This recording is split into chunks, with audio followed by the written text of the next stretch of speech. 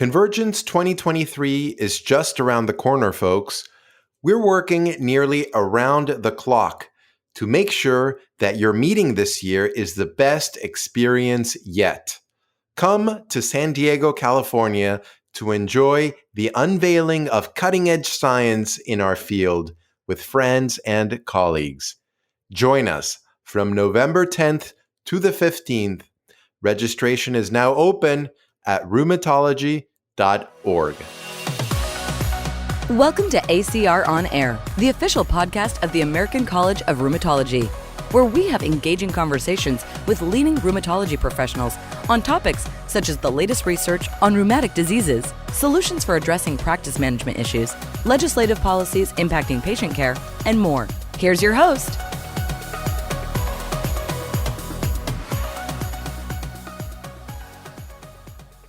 Welcome back to another episode of ACR On Air, the official podcast of the American College of Rheumatology. I am your host, Dr. John Hausman. Show notes for this episode can be found at acronair.org. You can also find our previous episodes on Apple Podcast, Spotify, and on your favorite podcast app. So imagine this. You've completed your rheumatology fellowship, armed with the knowledge and skills to tackle the complexities of diagnosing and treating rheumatic diseases. You're passionate, determined, and ready to make a difference. But what options lie ahead in the world of rheumatology? The majority of rheumatologists will eventually find themselves in community practices. And yet, exposure to community practices during fellowship remains limited. And that's where this episode comes in. Today, we are here to demystify the journey into various ways of practicing rheumatology within the community. We'll discuss various organizational models, from hospital-based groups to private practices, and we'll explore the benefits and risks of partnership within a private practice setting. Joining us for this conversation is Dr. Sunil Abraham, who's had various experiences within the world of community practice. Dr. Abraham graduated from Northeastern University and attended medical school at the State University of New York in Syracuse. He completed internal medicine residency and rheumatology fellowships at the University of Pittsburgh. Currently, he's a partner in Asheville Arthritis and Osteoporosis Center, a private practice in Asheville, North Carolina. So, whether you're a rheumatology fellow about to start your career, a practicing rheumatologist contemplating new horizons, a patient interested in the business side of rheumatology, this episode promises to be an eye-opening exploration of what it means to be part of the community rheumatology landscape. Enjoy the show.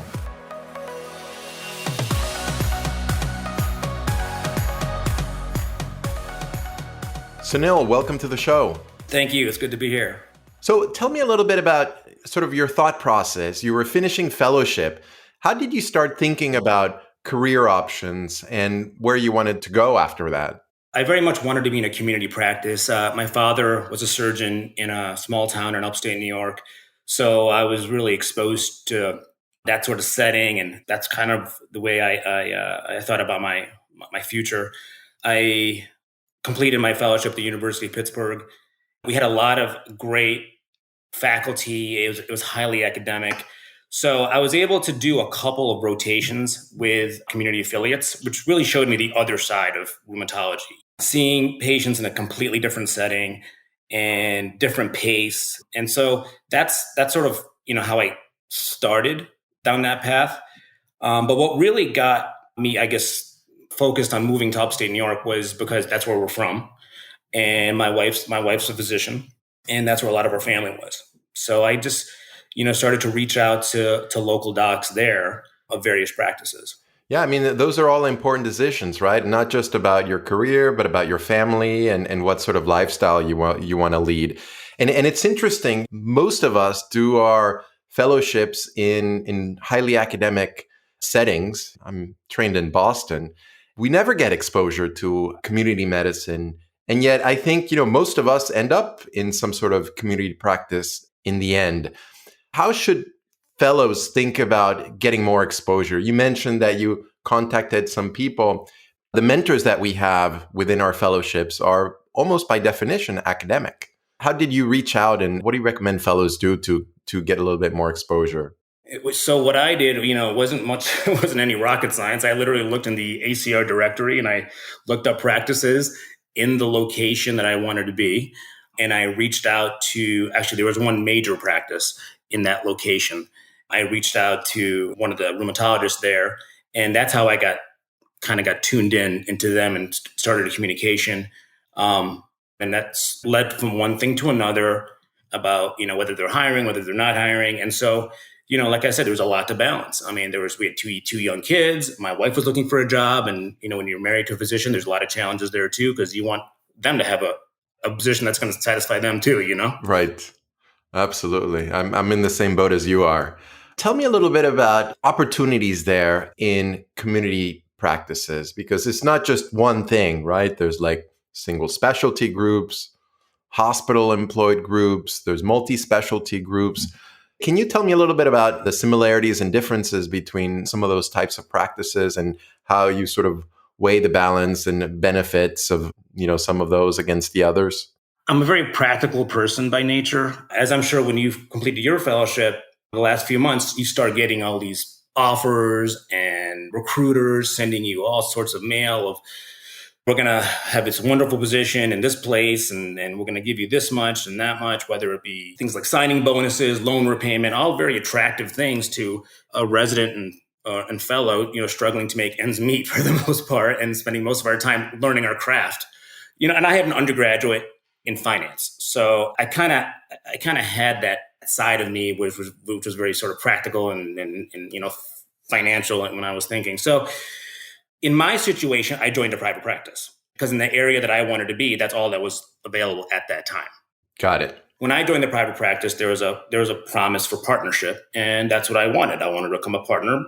Like I said, I was influenced a lot by my dad, who was a community surgeon, but he was always in private practice, and I saw the autonomy that he was able to exercise, and I really appreciated that. I felt you could give your patients excellent care the way you wanted to provide that care and do well for yourself, honestly. I think those things are important as physicians that we don't talk about as much that maybe we need to, because we have responsibilities to ourselves, to our families, in addition to our overarching responsibility to our community. Yeah, absolutely. And it's really resonating what you mentioned about autonomy, because we're hearing from the hospital that they want to standardize everything and they want everybody to do the same thing. And that may or may not work for me and for my schedule and to take care of my family. So, I think autonomy is so important. So you mentioned that sort of private practice gives you more autonomy, meaning that you're able to control your scheduling and like how many patients you see and how long you take with patients. Right. It really does. My path was, just to update everyone, was that I joined a private practice with the hope that I would become partner within a couple of years. That didn't transpire for a lot of reasons. A lot of it had to do with there was a lot of practice dysfunction. And I kind of talked about this in the outline that I shared with you. There has to be clear pathways to partnership if that's what you want to do.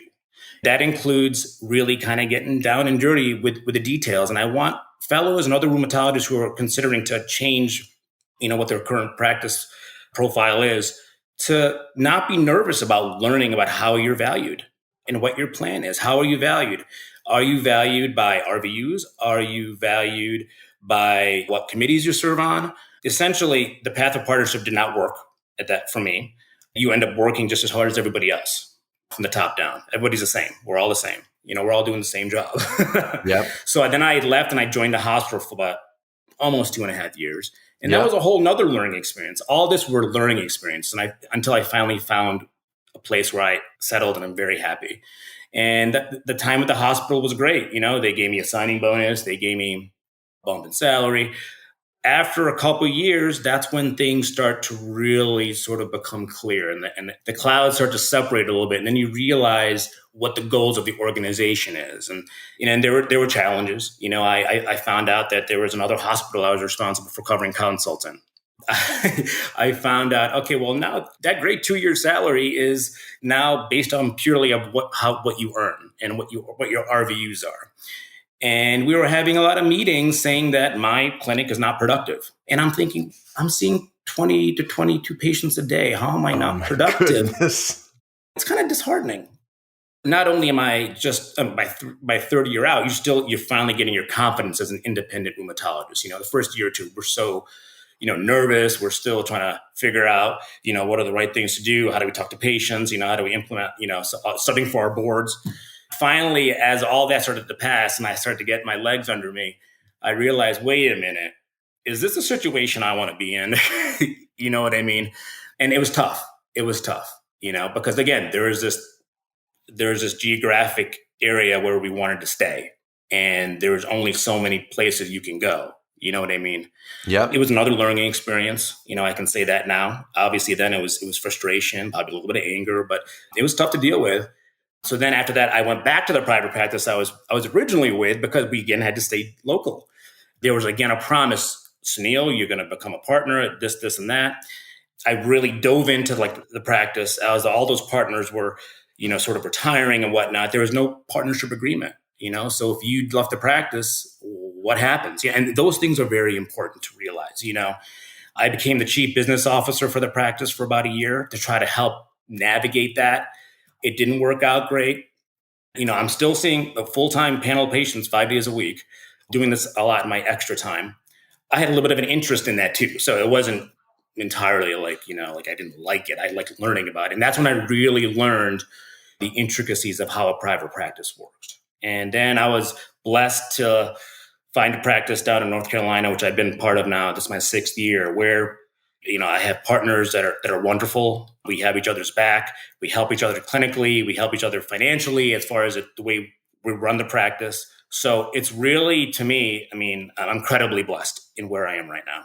It's so valuable to speak with somebody that has had so many experiences in different settings and can talk vividly about them.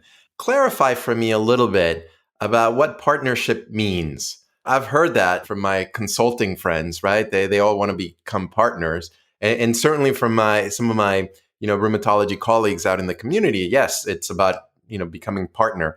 What exactly does that mean? What are the benefits? What are the risks of being a partner? Absolutely. Those are great questions. And again, a lot of it may be opaque to people who are not in it, right? Yeah. And when you're looking for a job, we're limited to where we're looking many times. And so partnership means that you literally are an owner of the corporation. So my path to the current practice that I joined was, they said, again, we're going to give you a salary for 2 years. After that, you're on your own. You're part of the organization, but you're on your own, because we're going to offer you partnership. And what that means is, at that point, there was, I think, 7 of us. There's 8 of us now, but there's shares of the corporation, right? Got it. And so we each own 1/8. Got it. Okay. So it's literally like owning, stock. You are on 1/8 owner. The partnership agreement basically means after those 2 years, you're buying into the practice. Now, buying into the practice is literally just, in our case, the computers, the desks, those tangible assets, our DEXA machine, our X-ray, things like that. So you had to buy into that. Like with money, purchase. With money, right. And that buy-in, in the case where I am, they ran a detailed financial analysis of every asset in the practice. And again, divided it by 8 and saying, this is how you become a partner. Okay. Now, It wasn't loads of money. In our case, we also had real estate. So we have the second floor of a building that we own. Okay. And that's the part that was a significant investment. Okay. But then again, it's an investment. Okay. Because the computers you have, you're going to replace them. They're not really worth much. But the property was where, I had to take a loan out. The practice provided me a loan, or I could go get a loan somewhere else.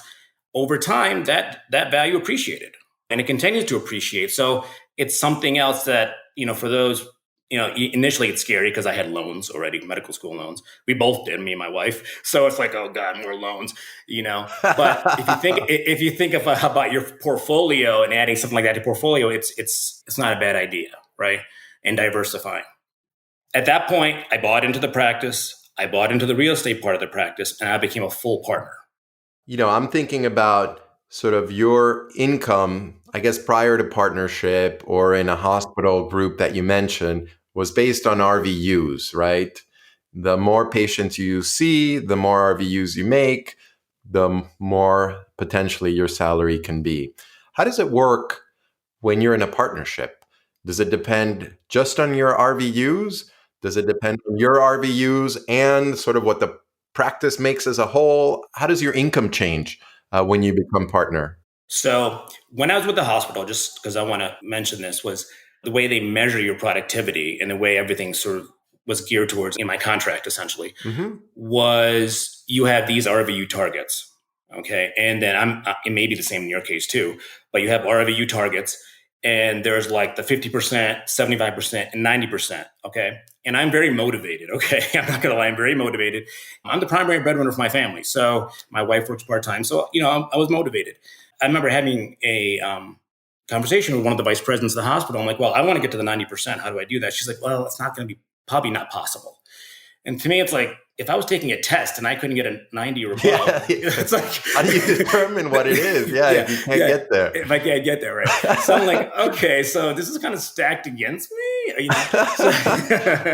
or for me, who's it for, So everything was based on RV. So, whether it was a 99213, 99214, and then it's attached to a work RVU, I don't need to go into all that detail, and then there was a component of like, quality and taking part in other things in the hospital to, help their mission.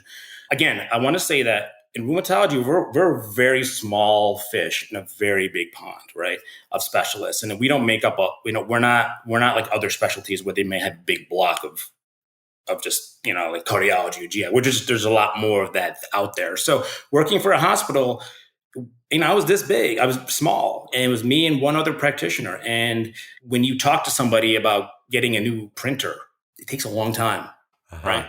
Okay. Something as simple as that. So when I went to the private practice, we don't use RVUs because it essentially is, we see a patient, we bill a 99213, we get reimbursed. Right. So after the period of when my salary was guaranteed, at that point, I had built up enough of a patient panel to support my salary.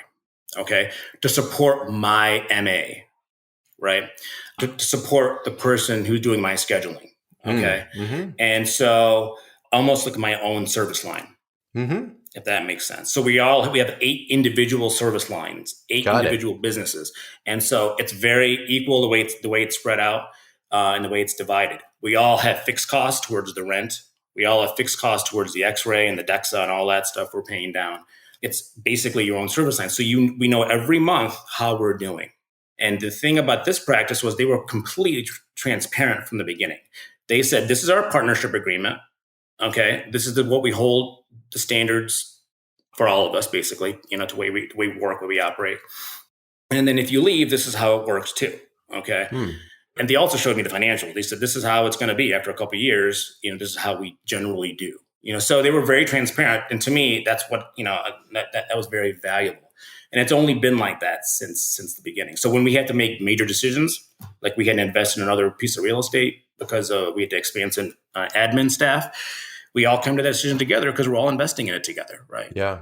It's complicated. It's a lot, but it's not rocket science. I mean, we are physicians. We've studied so much and, we've memorized the Krebs cycle. I mean, those things we can learn in a limited amount of time if we just think about it because the payoffs can be amazing. I still need to understand a little bit. So does everybody work equally in the partnership, meaning see the same number of patients? What happens if one partner decides to cut back and work 3 days a week instead of 5 days a week? Or what if another partner is really cranking the numbers and is seeing, more patients than everybody else? How does your salary, does it matter once you're a partner, whether you see fewer patients or more patients? Right. So as long as at the end of the month, end of the quarter, end of the year, that you are having more of a net revenue in your service line, Uh-huh. then essentially it's up to you. So if you, for instance, had to go 3 days a week because you have to take care of an ill parent or an ill child or something, if your service line can continue to, you may take a cut in salary. If your service line is sort of still positive, then you're good. Now, obviously, I work with very nice, generous people. So if something like that happened, we would cover each other. I mean, financially, if we had to. You know Got what I it. mean? That's what I'm saying. Oh, interesting. It's really a work marriage, Yeah. and you have to have common goals, Yeah. and you have to get along. You have to respect each other. And, in that case, we have a very strong marriage because we want each other to succeed. So, yes, if you're negative for a few months, you're negative. But at the end of the day, if I was here for 25 years and I have a patient panel, then that's my income and it's going to be probably positive for a long time. So if I want to cut back to instead of seeing 4 new patients a day to 2, it's not going to be that much of a difference. You see what I mean? Because my panel is full. Are there risks of becoming partner? What happens if your practice doesn't do well? What happens, I don't know, if the building falls down, if there's, if you get sued, are you also liable for some of those issues as a partner? Right. Can you lose money, right? Can you lose money Yeah, from absolutely becoming can lose a partner? money. We always joke around. It would take one act of Congress and we'd be out of business. So there is a lot of risk. I mean, and the risk is spread out because it's in this case, because there's 8 of us, we can work through things together. But yes, if the building burns down or the something happens, the EMR, we get hacked or something like that, you have to think about all those nuances, those details. Yeah. There's the risk of not being positive after 2 years or whatever that guaranteed timeline is. Again, I don't think that timeline would have been there. I don't think it was an artificial timeline. I think they figure that most people are going to be positive, and everybody has, since even people that have joined after me. There's the risk of something as the EMR being hacked, which does happen. We need to have liability insurance for that. We have a very capable IT manager who is on top. We actually have 2 people now. We've had to expand. So those are things. If the building burns down, we have to have contingencies. And so, yes, there are definite risks. I mean, and then the risk of reimbursement, right? Like I said, with Medicare, you don't know what's going to happen. We could lose much of our reimbursements if things change in Washington. Not only that, we have to constantly talk and sometimes very emotionally have conversations with insurance companies. So be like, okay, this is what we're doing. This is what you're giving. This is not making sense. I mean, we want to survive, and we want to see patients. And that's where it gets kind of, I think, emotional for me personally, because you have patients, you have relationships, you like your patients, you want to take care of them, especially when rheumatology, we see them for years. And then something like insurance can literally turn that topsy-turvy, because there's been times where we've had to kind of back off from insurances for a period of time because they're not willing to negotiate with us. And what's the other side of that is the emotional side of it, saying to our patients, there's only so much we can do. If your insurance is decreasing reimbursements at 60%, we can't survive. It's tough. But overall, it's worked out. I'll knock on wood over here, and hopefully it'll continue to work out, because we serve a huge service to our community here, because there's a lack of rheumatologists in general. But yes, there are definite risks. Learning what those are, and if you are with other like-minded rheumatologists, you learn how to mitigate those risks. Tell me about the downsides. What am I missing? What are you missing by not being part of an academic practice, if anything? I miss academics. I miss the brain trust. I miss grand rounds. I miss journal club, those types. We do have a journal club that we do here with other local rheumatologists every 3 months. We do have residents, IM and family practice residents that rotate through. We don't have a ton of students, but maybe that'll change. You really have to join a place that fulfills you personally and professionally. I'm hoping that's what your situation is in Boston, because here, this is what I finally achieved. I'm on my 3rd iteration of it, right? I've done the same job since I got out of fellowship. It's just where I'm working. And I really hope that doctors can think of themselves as not only physicians, but folks that have value to where we are. And that value is not only providing excellent medical care, which is an honor, but that value also is a business value, a financial value. We're a commodity. And so if you are working somewhere where you feel that you're getting burned out, or there's just so much of this moral injury that we're hearing, there are options, because we are so fortunate in this country that you can work anywhere, right? And you can get a job anywhere. And if you're that unhappy, it can affect your personal life, Yeah, absolutely. And so there are always options. Obviously you're going to feel loyal to your patients. That's very important. But if you're not loyal to yourself, you're not going to be able to take care of anybody else. I think that's very well said. One of the fears that at least I have in my mind and that I've heard is that, in community practice, you're just cranking out, seeing tons of patients every day. Tell me about your sort of day to day, about how many patients you see and how you make it work. What sort of support do you have for seeing all those patients, and how much work do you have to take home and do at night and complete your notes and all of those things? Initially, when I was building up my practice, over the first couple of years, I was seeing about 18 to 20 patients. Okay. A day. A day at 4.5 days. So there's a half day that we close the office. Okay. And it's a Friday afternoon, which is nice. So, but once you reach that threshold of where you're covering your costs and you're making, every cost, and you're able to have a take-home salary that you're satisfied with, then you can sort of slow down. So I'm not seeing that many patients anymore. I think now I'm down to 15 to 16, which for me is very tolerable. Yeah. Because I see 3 new patients a day.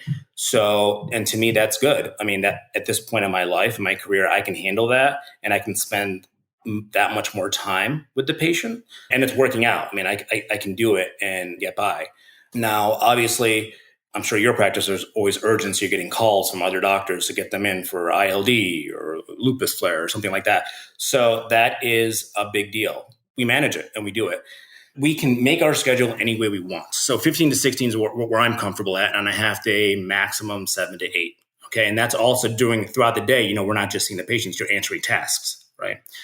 You're sending in prescriptions. So, and this is when it's very valuable to have an assistant, a medical assistant that really knows how you work.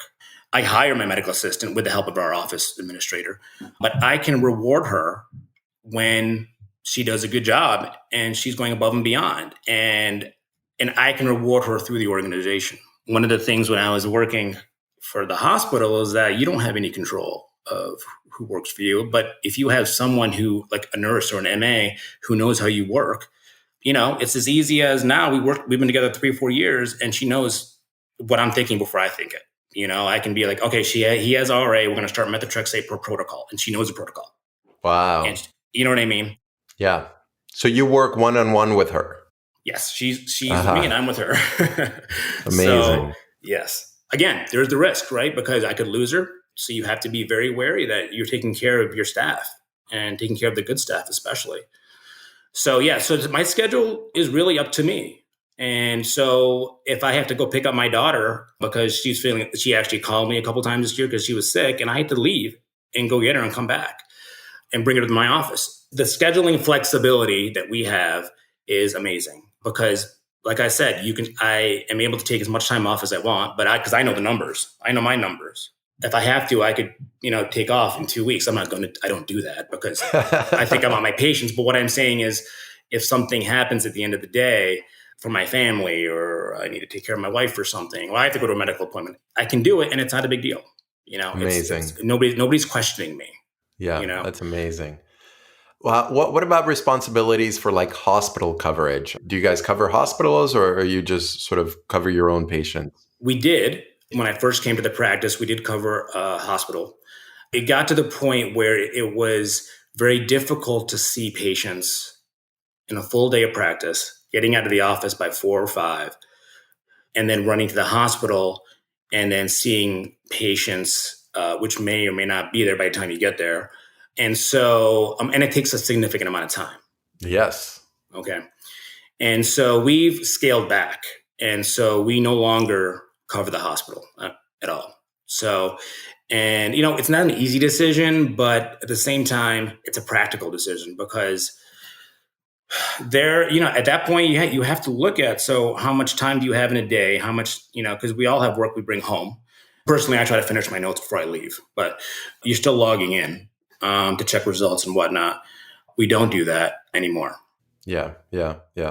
That makes sense. I mean, for us, when we're covering the consult service, it's exclusively the consult service, and we don't do any of the outpatient stuff just because it gets really, really busy. And when I was in the hospital setting, like, I'll just go back to that, I had to cover 2 different hospitals, and it was expected for me to cover the hospitals. One hospital was 350 bed hospital, so there's going to be consults, right? Yes. But it wasn't like when I was on call that I had protected time.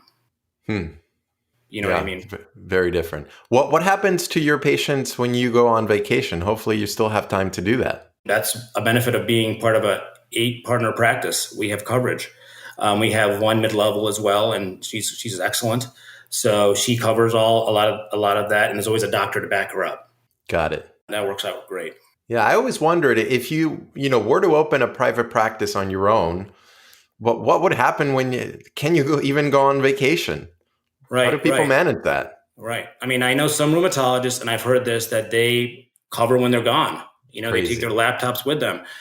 Fortunately, we live in where we practice in a specialty. I mean, that our emergencies, they're not a ton of emergencies, right? So a lot of them manage it by just taking their work with them.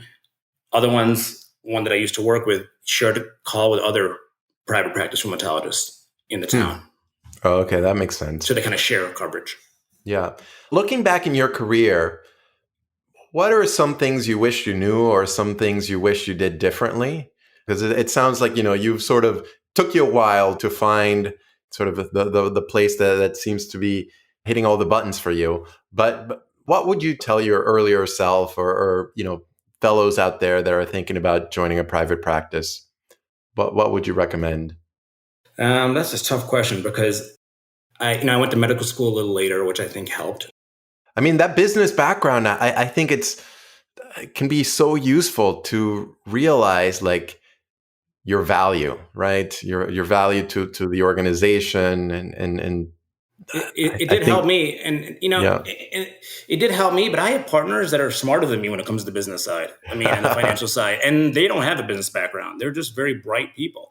And so that did help me. So my path, because I went to medical school a little later, I was more mature. And so I was able to recognize kind of what I wanted out of a practice. Yep. But honestly, it worked out. When I look back at all my experiences, they were all there for a reason. Yeah. And there's a whole personal side to it too. It worked out with my family as well. So it's been really meaningful. I don't have any regrets. So I don't have any regrets at all.